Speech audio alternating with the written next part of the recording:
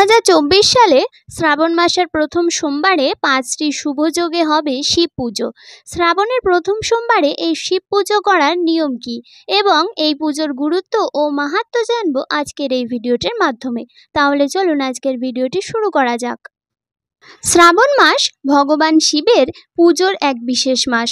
বলা হয় এই মাসেই হর পার্বতীর বিবাহ হয়েছিল ভগবান শিবকে প্রসন্ন করবার জন্য। তাই দেখা যায় শ্রাবণ মাসের সোমবারগুলিতে শিব মন্দিরগুলিতে এত ভিড়। ভক্তেরা বহু দূর দূর থেকে কোনো পবিত্র নদী বা জলাশয় থেকে জল বহন করে চলেন। কেউ কেউ কাঁধে জল বহন করে চলেন। একে বলা হয় বাঁক। শ্রাবণ মাসে ভরা বর্ষা, প্রবল বৃষ্টি, আবার কোথাও অসহ্য গরম, খালি পায়ে পথের ধুলোবালি, কাঁকড়, আবার মন্দিরের সামনে দীর্ঘ লাইন, এইসব বাধাকে তুচ্ছ করে শিব ভক্তেরা চলেন। এরপর বাবার মাথায় জল, বেলপাতা, পুষ্প অর্পণ করেন। ভক্ত যেমন বাবার পুজোর জন্য এত কষ্ট করেন, তেমনি পরম পিতা ভগবান শিব তার ভক্তদের খালি হাতে ফিরিয়ে দেন না। ভক্তের শ্রদ্ধার ফল তিনি অবশ্যই প্রদান করেন। স্বল্পেতে তুষ্ট আশুতোষ তার ভক্তদের কদাপি নিরাশ করেন না। ভগবান শিবকে প্রণাম জানাই। আমরা ভগবান শিবকে প্রণাম জানিয়ে বলি, নাগেন্দ্রহারায় ত্রিলোচনায় ভস্মাঙ্গরাগায় মহেশ্বরায় নিত্যায় শুদ্ধায় দিগম্বরায় তস্মৈ করায় নম শিবায়। অর্থাৎ সর্পরাজ যাহার গলার মালা, তিনি ত্রিলোচন ভস্য, যার প্রসাধন যিনি মহেশ্বর, নিত্য শুদ্ধ ও দিগম্বর, সেই কার্যরূপী শিবকে নমস্কার।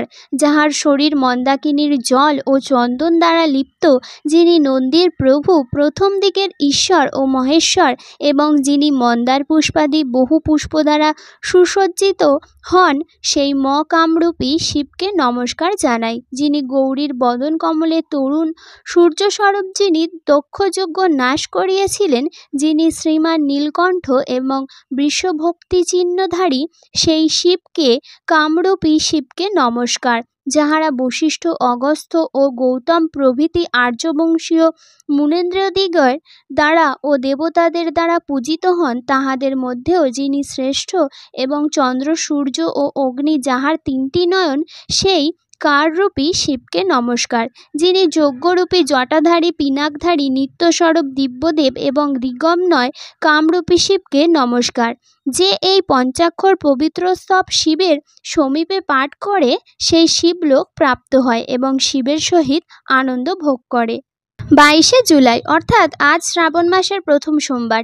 এই দিন উপবাস ও শিব পূজার বিশেষ মাহাত্ম্য রয়েছে। ধর্মীয় ধারণা অনুযায়ী সারা বছরই শিব পূজা করে যে পুণ্যফল অর্জন করা যায়, তা শ্রাবণের সোমবারে শিবের জল অভিষেক ও বেলপাতা নিবেদনের মাধ্যমেই লাভ করা সম্ভব হয়। শ্রাবণ সোমবারের উপবাস ও নিয়ম মেনে শিবের পূজা অর্চনা করলে জীবনের সমস্ত দুঃখ কষ্ট দূর হয়, পাশাপাশি কাঙ্ক্ষিত ফল লাভ করা যায়। এবারে শ্রাবণ মাসের সোমবারে 5টি শুভযোগ তৈরি হচ্ছে। এই শুভযোগে শিবের আরাধনা করলে বহুগুণ অধিক ফল পাওয়া যায়। 5টি শুভযোগে শ্রাবণের প্রথম সোমবার। শ্রাবণের সোমবারে এবার 5টি অদ্ভুত যোগ তৈরি হচ্ছে। এই দিন প্রীতি যোগের পাশাপাশি আয়ুষ্মান যোগ থাকছে। পাশাপাশি চাঁদ ও মঙ্গল একে অপরের থেকে নবম এবং পঞ্চম স্থানে অবস্থান করবে, যার ফলে তৈরি হবে নবপঞ্চম যোগ।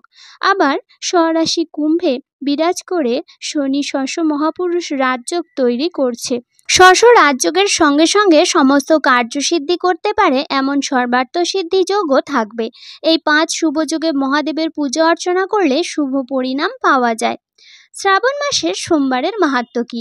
শিব পুরাণ অনুযায়ী শ্রাবণ সোমবারে উপবাস করলে ভাগ্যোদয় হয়, ভক্তের ওপর শিবের আশীর্বাদ থাকে। এর ফলে জীবনে সুখ সমৃদ্ধি ও দাম্পত্য জীবনে মাধুর্যের আগমন ঘটে। শ্রাবণের সোমবারে শিবের আরাধনা করলে গ্রহ নক্ষত্রের শুভ ফল পাওয়া যায়, পাশাপাশি সমস্ত গ্রহদোষ দূর হয়। মহাদেবের অপর নাম আশুতোষ, অর্থাৎ যিনি শীঘ্র আনন্দিত হন। এছাড়াও মনে করা হয় যে শ্রাবণ মাসের মর্তে নিজের শ্বশুরবাড়ি যান শিব। এ সময় তিনি নিজের ভক্তদের মাঝেই অবস্থান করেন। শ্রাবণের সোমবারে ব্রহ্ম মুহূর্ত থেকে প্রদোষকাল অর্থাৎ 3 প্রহর পর্যন্ত উপবাস রাখা যায়। প্রথম সোমবারে ব্রহ্ম মুহূর্তে উঠে স্নান করে হাতে অক্ষত নিয়ে শ্রাবণ সোমবারের ব্রতের সংকল্প করুন। এরপর মন্দিরে গিয়ে শিবলিঙ্গে গঙ্গা জল, বেলপাতা, দুধ, দই, মধু, সুপারি, ফুল, ফল, ভাং, ধুতরো দিয়ে পূজা করুন। শ্রাবণের সোমবারের পূজা করলে ব্রতকথা শোনা অনিবার্য। ব্রতকথা শোনার পর শিব মন্ত্র ও জপ আরতি করুন। এরপর প্রদোষকালে অবশ্যই শিব পূজা করবেন। শিব পূজা করার পর ফলাহার করুন। যারা উপবাস করবেন তারা রাতে মেঝেতে ঘুমাবেন।